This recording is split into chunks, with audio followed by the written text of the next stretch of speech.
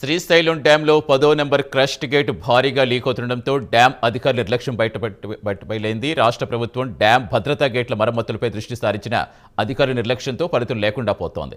పాడైపోయిన గేట్ల rubber seals, రోపులకు greasing తదితర మరమ్మతు పనులు చేయడం కోసం సుమారుగా 1,30,00,000 నిధులు మంజూరు చేసింది ప్రభుత్వం. అయితే డ్యాం అధికారులు గేట్ల మరమ్మతు పనులు తూతుమంత్రంగా నిర్వహించారు. గత నెలలో డ్యాం లీకేజ్ అరికట్టేందుకు క్రస్ట్ గేట్ల రబ్బర్ స్టీల్ మార్చేస్తారు.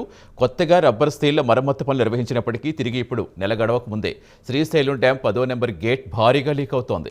లీకేజీతో డ్యాం గేట్ నుంచి వరద నీరు లీక్ అవుతోంది. దీంతో డ్యాం అధికారి నిర్లక్ష్యం కొట్టొచ్చినట్టుగా కనిపిస్తోంది.